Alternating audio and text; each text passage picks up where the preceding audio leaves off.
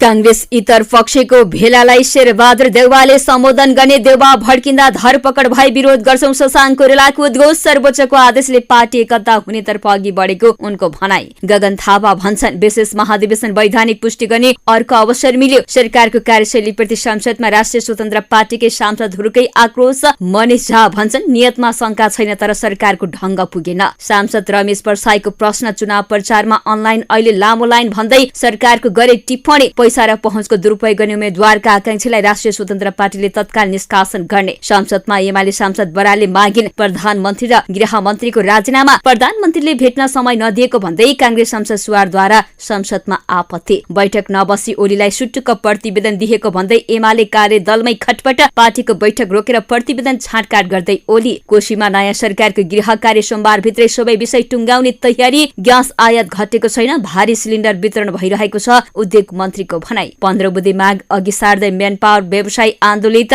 श्रमिक नपठाउने घोषणा। तलब वृद्धि र महँगी भत्तामा सबै शिक्षक कर्मचारीलाई समान व्यवहार गर्न माग। भारत र चीनले लिपुलेकबाट व्यापार शुरू गरेको विषयमा हर्कले खोजी सरकारको जवाफ। ट्रम्पद्वारा जन्मसिद्ध अमेरिकी नागरिकता सीमित गर्ने नयाँ आदेश जारी। साउदी अरब पाकिस्तान र टर्की बीच रक्षा सम्झौतामा हस्ताक्षर। मौसम समाचारमा देशभर केही दिनदेखि सक्रिय मनसुनको प्रणाली कमजोर हुँदै एक दुई ठाउँमा वर्षाको सम्भावना लगायतका समाचारहरू प्रस्तुत गर्नेछौं। दर्शकबिन नमस्कार। सत्य दैनिक समाचारमा यहाँहरूलाई हार्दिक स्वागत छ। सदाको दिन जस्तै आज पनि हामी देशभरिका ताजा अनि महत्वपूर्ण खबर लिएर यति बेला हामी तपाईको माझमा उपस्थित भइसकेका छौं। तपाईले यति बेला हाम्रो समाचार कुन ठाउँ कुन जिल्ला कुन देशबाट सुन्दै गर्नु भएको छ तलको कमेन्ट बक्समा लेखी पठाउनु होला। हामीले प्रस्तुत गरेका सामग्री तपाईलाई मन परेको छ भने हाम्रो च्यानलमा सब्स्क्राइब लाइक कमेन्ट गर्न नभुल्नु होला। आउनुहोस् आजको समाचार सुरु गरौं। दर्शकबिन नेपाली कांग्रेसको संस्थापन इतर समूहले बोलाएको भेलालाई कांग्रेसका पूर्व सभापति शेरबहादुर देउवाले सम्बोधन गर्ने भएका छन्। कांग्रेस इतर समूहले शुक्रबार काठमाडौँमा गरेको पत्रकार सम्मेलनमा भेला आयोजक समितिका संयोजक डाक्टर शशाङ्क कोइरालाले साउन 29 गतेबाट काठमाडौँमा शुरू हुने राष्ट्रिय भेलालाई तत्कालीन सभापति देउवाले सम्बोधन गर्ने जानकारी दिएका हुन्। पत्रकार सम्मेलनमा नेता कोइरालाले राष्ट्र सामु रहेका चुनौतीको सामना गर्न कांग्रेसका सबै नेता कार्यकर्तालाई एकताबद्ध गराउने भेलाको मुख्य उद्देश्य रहेको समेत दावी गरेका छन्। राष्ट्रियता लोकतन्त्र र समाजवादका मूलभूत सिद्धान्तमा आधारित भई पार्टीलाई नयाँ दिशा सहित नयाँ जीवन दिने दृढ संकल्प गर्दछु कोइरालाको भनाइरहेको छ। राष्ट्रिय लोकतन्त्र समाजवादका मूलभूत सिद्धान्तमा आधारित भई पार्टीलाई नयाँ दिशा सहित नयाँ जीवन दिने दृढ संकल्प गर्दछु कोइरालाको उद्घोष रहेको छ। यसैबीचमा नेपाली कांग्रेसका राष्ट्रिय भेला आयोजक समितिका संयोजक डाक्टर शशाङ्क कोइरालाले सर्वोच्च अदालतको आदेशले पार्टी एकताबद्ध हुन सक्ने सम्भावना बढेको बताएका छन्। सम्पर्क कार्यालयमा पत्रकार सम्मेलन गरेर राष्ट्रिय भेलालाई आउनेको संख्या बढ्ने बताए उनले 26 गते पूर्व सभापति शेरबहादुर देउवा स्वदेश फर्किँदा धरपकड नहुने पनि विश्वास व्यक्त गरेका छन्। उनले भनेका छन् उहाँ फर्किँदा त्यस्तो धरपकड हुँदैन जस्तो लाग्छ, त्यो भइहाले विरोध गर्छौं। उनले पूर्णबहादुर खड्काको स्वास्थ्य अवस्था राम्रो नभएका पत्रकार सम्मेलनमा आउन नसकेको बताएका थिए। अर्का नेता शेखर कोइरालाको पनि समर्थन रहेको जिकिर गरेका छन्। उनले भनेका छन् शेखर दाई विराटनगरमा घर बनाउँदै हुनुहुन्छ, त्यसमा व्यस्त भएकाले आउन सक्नु भएन, तर उहाँको पनि समर्थन छ उनको भनाइरहेको छ। यस्तै नेपाली कांग्रेसका सभापति गगन थापाले कांग्रेसबारे सर्वोच्च अदालतबाट आएको पछिल्लो आदेशले केही प्रश्नहरू उब्जिएको भन्दै त्यसबारे कांग्रेसले केन्द्रीय समिति बैठक मार्फत पार्टीको धारणा स्पष्ट पार्ने बताएका छन्। पार्टी निकट आदिवासी जनजाति महासंघको सम्मेलनलाई काठमाडौँमा सम्बोधन गर्दै सभापति थापाले उब्जिएका प्रश्नबारे साउन 24 गते बस्ने केन्द्रीय समिति बैठकमा छलफल गरेर धारणा तय गर्ने बताएका हुन्। कांग्रेस पार्टीका सन्दर्भमा एउटा आदेश आएको छ, यसमा स्वाभाविक रूपमा केही प्रश्नहरू छन्, हुने नै भए सभापति थापाले भनेका छन्। पार्टी केन्द्रीय समितिको बैठक बसेर धैर्यताका साथ राम्रोसँग छलफल गरेर हाम्रो आफ्नो मत के हुनुपर्छ, धारणा के गर्नुपर्छ भन्ने कुरा त्यसकै आधारमा बनाउँछौं उनले भनेका छन्। बिहीबार सर्वोच्च अदालतले विशेष महाधिवेशनको विपक्षमा रहेको समूहको निवेदन दर्ता गर्न आदेश दिएको थियो। उक्त प्रसंग कोट्याउँदै सभापति थापाले कांग्रेस पार्टीको विधानमा भएको व्यवस्थाको पार्टीका सार्वभौम सदस्यहरूले प्रयोग गरेर विशेष महाधिवेशन गरेको भन्दै विशेष महाधिवेशन आवश्यक रहेको बताए। महाधिवेशन गर्न पाउने हाम्रो अधिकार पनि थियो। विशेष महाधिवेशनको वैधानिकता विशेष महाधिवेशनको हलबाट हामीले पुष्टि गरिसक्यौं, सभापति थापाले भनेका छन्। विशेष महाधिवेशनको वैधानिकता निर्वाचन आयोगले पुष्टि गरिसक्यो। विशेष महाधिवेशनको वैधानिकता सम्मानित अदालतको सर्वोच्चको डिभिजन बेन्च संयुक्त इजलासमाले पुष्टि गरिसक्यो उनले भनेका छन्। यति हुँदाहुँदै पनि थापाले फेरि यसको पुष्टाइ गर्नुपर्छ भनेर अदालतले बोलेको सन्दर्भमा विशेष महाधिवेशन वैधानिक थियो, ठिक थियो भनेर पुष्टि गर्नका निम्ति आफूलाई फेरि एकपटक अर्को अवसर प्राप्त भएको पनि बताएका छन्। अदालतको प्रक्रियामा सहभागी हुने हाम्रो कर्तव्य हो, हामी सहभागी हुन्छौं र शानका साथ वैधानिक कामको प्रतीक्षा गर्छौं, सभापति थापाले भनेका छन्। यसैबीचमा सभापति थापाले सरकारका काम कारबाहीप्रति असन्तुष्टि जनाएका छन्। उनले भनेका छन्, म शासकीय अराजकता देखिरहेको छु। सांसदले पनि खुट्टा भाँचिदिन्छु भनेको छ, मन्त्रीले पनि भाँचिदिन्छु भनेको छ, जे मन लागे त्यही गरिरहेको छ, थापाले भनेका छन्। प्रधानमन्त्रीले मन्त्री नराखिकन बैठक गरिदिनु भयो, मन्त्रीलाई पनि सनक चढ्यो। हिजो राष्ट्र बैंकले गभर्नर नराखिकन बाँकी रहेका बैंकका मान्छेहरूसँग गफ गरिदिनु भयो, जे मन लाग्छ त्यही भइरहेको छ, उनको भनाइ छ। सभापति थापाले यस्तो किन भइरहेको छ भनेर प्रश्न समेत गरेका छन्। मुखिया भनेको प्रधानमन्त्री, मूल मान्छे प्रधानमन्त्री कार्यालय, प्रधानमन्त्रीको अड्डा नै कस्तो भएको छ, मान्छे उठाएको छ त्यस्तो पनि हुन्छ भन्दै प्रश्न गरेका छन्। प्रधानमन्त्रीको अड्डाले दिन दहाडै मान्छे उठाएर लिएर गएर अख्तियारको प्रमुखलाई अस्ति के गरेको थियो उनले प्रश्न गरेका छन्। उनले यस्ता गतिविधि हेर्दा सामान्य लागे पनि विषय सम्बन्धनशील भएको पनि बताएका छन्। दर्शकबिन, राष्ट्रिय स्वतन्त्र पार्टीका सांसद मनिष झाले सरकारको नियतमा शंका नभए पनि काम गर्ने ढंग नपुगेको बताएका छन्। प्रतिनिधि सभाको बैठकमा विशेष समयमा बोल्दै सांसद झाले राज्य प्रणालीमा सुधार ल्याउन सरकारले आफ्नो कार्यशैली बदल्नु पनि बताएका छन्। अहिलेको सरकारमा निष्ठा र नियतमा शंका छैन, तर कता कता ढंग नपुगेको हो कि जस्तो लाग्छ, झाले भनेका छन्। यदि तपाईलाई के थाहा छैन भने तपाईलाई साँच्चै केही पनि थाहा छैन, उनको भनाइ छ। उनले गुगलका सीईओ सुन्दर पिचाईको भनाइ उद्धृत गर्दै आफूलाई सबै थाहा छ भने सोचले विकास रोक्ने र सिक्ने प्रक्रियामा जोड दिनु पनि बताएका छन्। सांसद झाले शिक्षित समाजबाट मात्रै राजनीतिक लोकतन्त्र, सामाजिक सन्तुलन र न्याय सम्भव हुने बताएका छन्। मधेसको समस्याप्रति सरकार सचेत हुनु पनि भन्दै झाले त्यसको असन्तुष्टि अझै कायमै रहेको बताए। सीमा क्षेत्रमा सुरक्षाकर्मीले गरिब नागरिकलाई 25 रुपियाँको चिप्समा चेक जाँच गर्ने, तर एयरपोर्टमा धनीहरूले ब्लू लेबल र ल्यापटप सहजै ल्याउन सक्ने विभेदकारी सोचको उनले विरोध गरेका छन्। बोर्डरमा आउने गरिब र एयरपोर्टमा आउने धनीलाई किन फरक व्यवहार गरियो, उनको प्रश्न रहेको छ। नेपालको अर्थतन्त्र सुधारका लागि मधेस प्रवास र निजी क्षेत्रलाई साझेदार बनाउनु पनि उनको प्रस्ताव रहेको छ। भारतको उदाहरण दिँदै झाले प्रवासी नेपालीहरूको ठूलो लगानी भित्राउन नागरिकता, भिजा र लगानीका प्रबन्धनमा लचिलो हुनु पनि बताएका छन्। निजी क्षेत्र अहिले त्रासित रहेको भन्दै उनले प्रहरी देखेपछि सुरक्षित महसुस गर्नुपर्नेमा निजी क्षेत्रका व्यवसायीहरू कुन बेला घरमा छापा मार्ला र धरपकड गर्ला भनेर डराइरहेको पनि बताएका छन्। यसैबीचमा राष्ट्रिय स्वतन्त्र पार्टीका सांसद रमेश परसाईले आफ्नै पार्टीका वरिष्ठ नेता बालेन्द्र शाह नेतृत्वको सरकारको आलोचना गरेका छन्। प्रतिनिधि सभाको शुक्रबारको बैठकमा सुन्ने समयमा सांसद परसाईले सरकारको कार्यशैली र जनसरकारका मुद्दामा भइरहेको ढिला सुस्तीप्रति आफ्नै सरकारको विरोध गरेका हुन्। सांसद राईले निर्वाचनका बेला जनता माझ लागिएका नारा र अहिलेको वास्तविकता बीचको खाडलले आफूलाई झस्काएको बताए। हामीले निर्वाचन अगाडि नो लाइन केवल अनलाइन भन्ने नारा सहित जनताको मत मागेका थियौं, परसाईले भने। तर आज त्यो नाराले मलाई झस्काइरहेको छ। अहिले अनलाइन होइन, बजारमा नागरिकको लामो लाइन मात्र देखिन्छ। सरकारी सेवालाई प्रविधि मैत्री बनाउने भनिए पनि व्यवहारमा नागरिकले शास्ति खेप्नु परेको उनले उल्लेख गरेका छन्। अनलाइन सेवा भनिए पनि सभारमा बारम्बार आउने समस्याले नागरिकले दुःख पाएको उनको भनाइ छ। अनलाइन सेवा भनिए पनि सर्भर बिग्रिएको गर्छ, नागरिकले शास्ति पाएका छन् उनले भनेका छन्। लामो लाइन बस्दा पनि नागरिकले सहजै ग्यास पाएका छैनन्, यो समस्याको तत्काल समाधान होस् भन्ने माग गर्दछु, उनको भनाइरहेको छ। राष्ट्रिय स्वतन्त्र पार्टीले आगामी स्थानीय तह निर्वाचन छनौट प्रक्रियामा पैसाको प्रभाव पहुँचको दुरुपयोग गरे त्यस्ता व्यक्तिलाई तत्काल पार्टीबाट निष्कासन गर्ने बताएका छन्। राष्ट्रिय स्वतन्त्र पार्टीले सार्वजनिक गरेको स्थानीय तह निर्वाचनका लागि उम्मेद्वार छनौट र रूपरेखा 2083 5 बुँदे आचार संहिता अन्तर्गत पैसा पाहरू पहुँच तथा कुनै किसिमको सौदाबाजीमा प्रतिबन्ध लगाइएको हो। उम्मेद्वारी प्राप्त गर्ने वा गराउने उद्देश्यले मूल्याङ्कनलाई प्रभावित पार्ने गरी कुनै पनि प्रकारको आर्थिक लेनदेन, चन्दा, सहयोग, उपहार, सुविधा, प्रत्यक्ष वा अप्रत्यक्ष प्रलोभन वा अन्य भौतिक लाभ लिन पूर्ण रूपमा निषेध गरिएको उल्लेख गरिएको छ।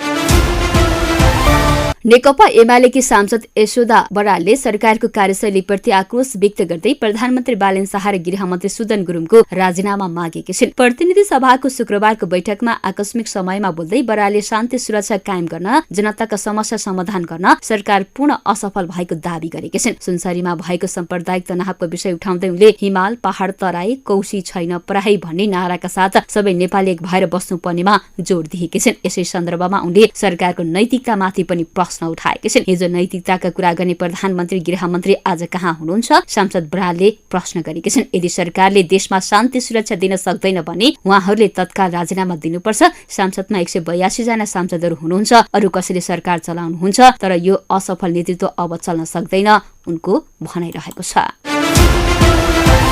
यस्तै नेपाली कांग्रेसका सांसद भरत कुमार सोहरले प्रधानमन्त्री बालेन शाहले भेट्न नदिएको भन्दै सांसदमा आपत्ति जनाएका छन्। प्रतिनिधि सभाको बैठकमा शून्य समयमा बोल्दै सांसद सोहरले प्रधानमन्त्री शाहले 4 महिनादेखि भेट्नको लागि समय नदिएको भन्दै आपत्ति जनाएका हुन्। उनले सुदूरपश्चिमका राष्ट्रिय स्वतन्त्र पार्टीका सांसदहरूलाई भेट्न बोलाउँदा अन्य दलका सांसदहरूलाई व्यवस्था गरेको आरोप पनि लगाएका छन्। उनले प्रधानमन्त्रीलाई भेट्नको लागि गत चैत्र 21 गते निवेदन दिएको भए पनि हालसम्म भेट्न नपाएको गुनासो गरेका छन्। केही दिनअघि प्रधानमन्त्री शाहले प्रदेशगत रूपमा सांसदहरूसँग भेट गरेका थिए। अस्ति मात्र हाम्रो सम्माननीय प्रधानमन्त्रीज्यूले सुदूरपश्चिम राष्ट्रिय स्वतन्त्र पार्टीका सांसदहरूलाई मात्र भेट्न बोलाउनु भयो। सांसद सोहरले भने हामी अन्य पार्टीका सांसदहरूलाई बोलाइएन। उनले आफूले पूर्व घोषित भेटघाटमा जान नपाएको र पछि समय नपाएको विशेष उल्लेख गरेका छन्। मैले गएको चैत्र 21 गते भेट्नका लागि निवेदन दिएको थिए, उनले थपेका छन्। त्यति बेला उहाँले सुदूरपश्चिमका सांसदहरूलाई भेट्ने बेलामा मतदान गएको थिए। अहिले 4 महिना भयो उहाँले हामीलाई भेट्ने टाइम दिनु भएको छैन, उनको भनाइरहेको छ। सांसद सोहरले प्रधानमन्त्रीले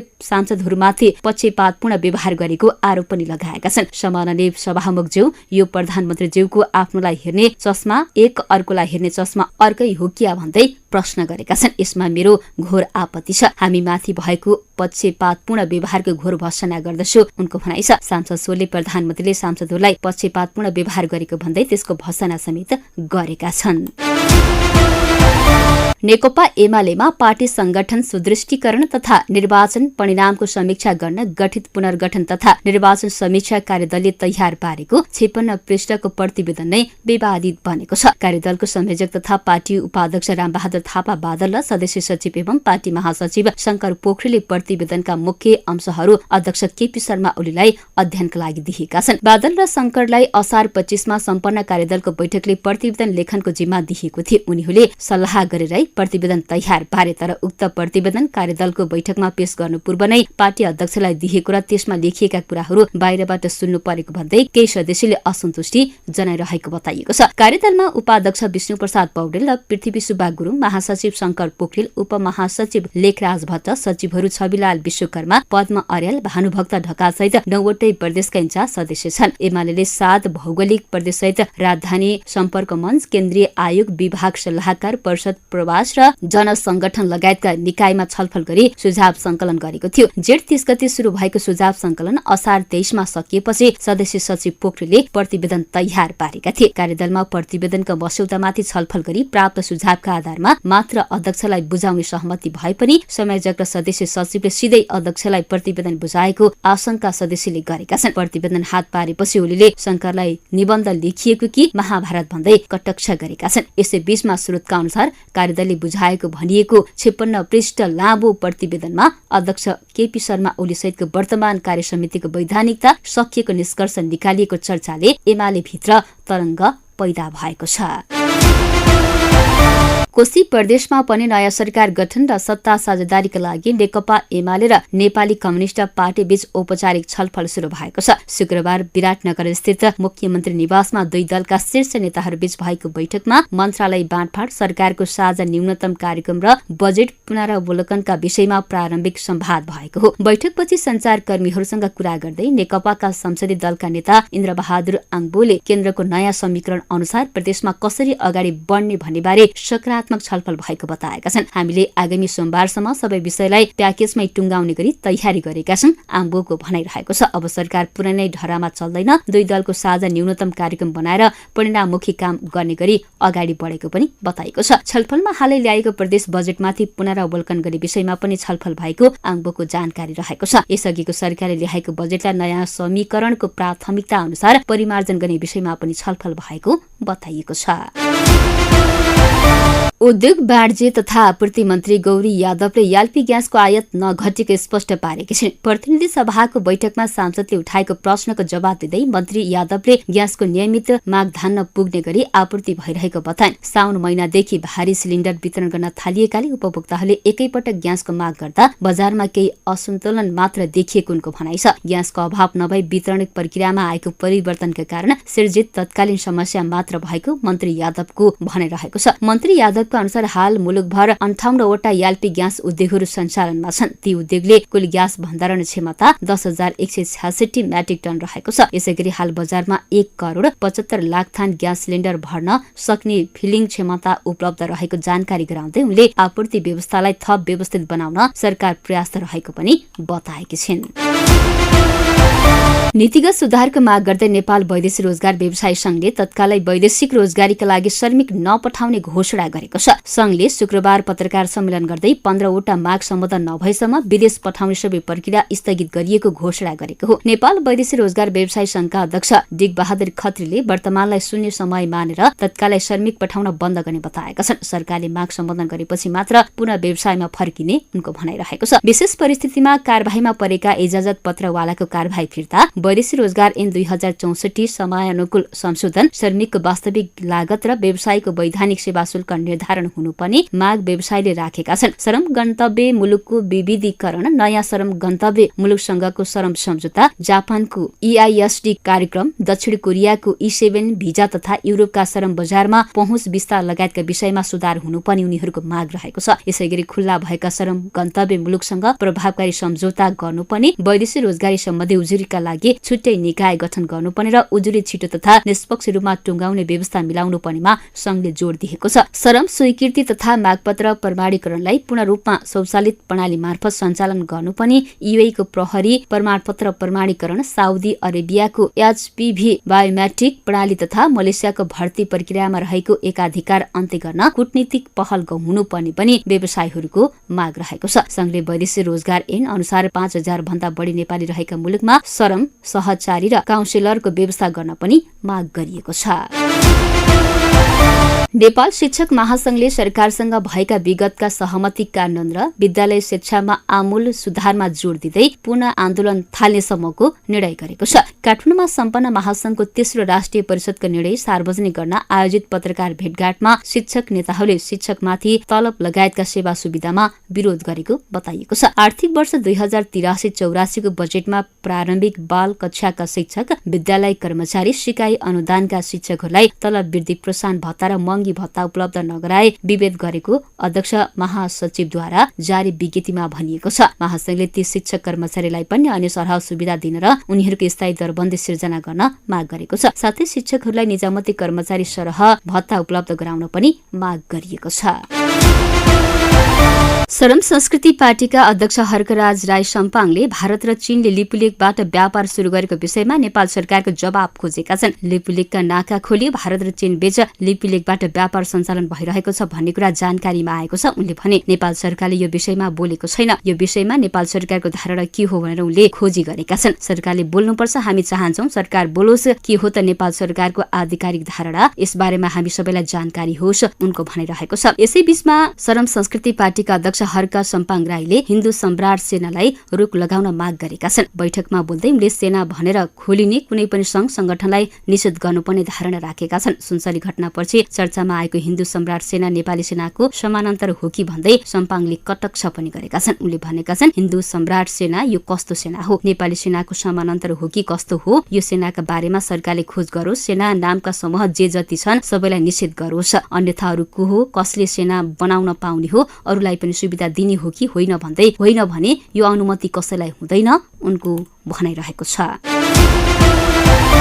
अमेरिकी राष्ट्रपति डोनाल्ड ट्रम्पले जन्मका आधारमा स्वतः अमेरिकी नागरिकता प्राप्त गर्ने व्यवस्थालाई थप सीमित गर्ने उद्देश्यले 2वटा नयाँ कार्यकारी आदेश जारी गरेका छन्। केही हप्ता अघि अमेरिकी सर्वोच्च अदालतले यसअघिका प्रवासलाई अस्वीकार गरेपछि राष्ट्रपति ट्रम्पले नयाँ व्यवस्था अघि सारेको बीबीसीले जनाएको छ। नयाँ व्यवस्था अनुसार विदेशी आतंककारी समूहसँग आबद्ध व्यक्ति, विदेशी सरकारका कर्मचारी, नागरिकता प्राप्त गर्न छलकपट गरेको आरोप लागेका व्यक्ति तथा कानूनले नागरिकताको अधिकार नदिने अमेरिकी भूभागका नागरिकका सन्तानले अमेरिकामा जन्मिए पनि स्वतः नागरिकता प्राप्त गर्ने छैनन्। त्यसैगरी गर्भवतीले आफ्ना सन्तानलाई अमेरिकी नागरिक बनाउने उद्देश्यले अमेरिका पुगेर प्रसूति गराउने प्रविधिलाई पनि नयाँ आदेश मार्फत रोक लगाइएको छ। आदेश सार्वजनिक गर्दै राष्ट्रपति ट्रम्पले यस्तो व्यवस्था धेरै पहिले नै लागू हुनुपर्ने बताएका छन्। अब त्यसलाई कार्यान्वयनमा ल्याएको पनि बताएका छन्। उनले यसअघि अमेरिकी सर्वोच्च अदालतले गरेको निर्णयप्रति असन्तुष्टि जनाउँदै त्यसको अर्को कानूनी उपाय खोजिरहेको समेत बताएका छन्। अमेरिका र इरान बीचको युद्धको पृष्ठभूमिको साउदी अरब, पाकिस्तान र टर्की युक्त रक्षा सम्झौतामा हस्ताक्षर भएको छ। साउदी अरबको मक्का शहरमा साउदी युवराज मोहम्मद बिन सलमान, पाकिस्तानका प्रधानमन्त्री शहबाज शरीफ र टर्कीका राष्ट्रपति रेसेप तय्यप एर्दोगान बीच भएको बैठकमा रक्षा सम्झौताको घोषणा भएको बीबीसीले जनाएको छ। मध्य पूर्वको द्वन्द्वमा साउदी अरब पनि तानिएको तथा हर्मुज जलमार्ग र लाल सागर हुँदै हुने जल परिवहनमा अवरोध पुगेको अवस्थामा तीन देशले सुरक्षा सम्बन्ध सुदृढ बनाउने प्रयास गरिरहेका छन्। साउदी अरब र पाकिस्तानले गएको वर्ष संयुक्त रक्षा सम्झौताको घोषणा गरेका थिए। गएको फेब्रुअरी 28 मा अमेरिका र इजरायलले गरेको आक्रमणको क्षेत्रीय तनावलाई बढाएपछि इरान र उसका सहयोगीले साउदी अरब तथा खाडीका अन्य देशहरूमाथि आक्रमण गर्दै आएका छन् र उनीहरूको ऊर्जा आपूर्तिमा अवरोध खडा गरिएका छन्। अब मौसम समाचार। देशभर केही दिनदेखि सक्रिय रहेको मनसुनको प्रणाली प्रभाव केही कमजोर देखिएको छ। मौसम पूर्वानुमान महाशाखाले निकालेको मौसमी बुलेटिनमा कोशी, बागमती, गण्डकी, लुम्बिनी, कर्णाली र सुदूरपश्चिम प्रदेशका 1-2 ठाउँमा ठूलो पानी पर्ने अनुमान गरिए पनि त्यस अनुसार भने पानी परेको छैन। गैराती गण्डकी प्रदेशका हिमाली तथा पहाडी क्षेत्रका 1-2 ठाउँमा, कर्णाली प्रदेशका केही पहाडी क्षेत्रमा हल्का वर्षा भएको थियो। आज बिहानैदेखि काठमाडौँ उपत्यका सहित देशका धेरैजसो ठाउँमा घाम लागेको छ। आकाश सामान्य बदली भए पनि मनसुनी गतिविधि भने कमजोर रहेको छ। महाशाखा अनुसार आज मनसुनी गतिविधि केही सक्रिय हुने पनि सम्भावना रहेको छ। बागमती, गण्डकी, कर्णाली, सुदूरपश्चिम प्रदेशका हिमाली पहाडी भूभागका 1-2 ठाउँमा आज वर्षा हुने सम्भावना छ। महाशाखा अनुसार मनसुन सक्रिय रहेकाले वर्षा पूर्ण रूपमा रोकिएको अवस्था भने होइन। बीचबीचमा वर्षाको मात्रा घटबढ भइरहेको भएकाले विशेष गरी पहाडी तथा हिमाली जिल्लामा यात्रा गर्ने, नदी किनार तथा पहिरोको जोखिम भएका क्षेत्रमा बसोबास गर्ने नागरिकले मौसमको जानकारी नियमित रूपमा हेरेर मात्रै आवश्यक योजना बनाउन महाशाखाले अनुरोध गरेको छ।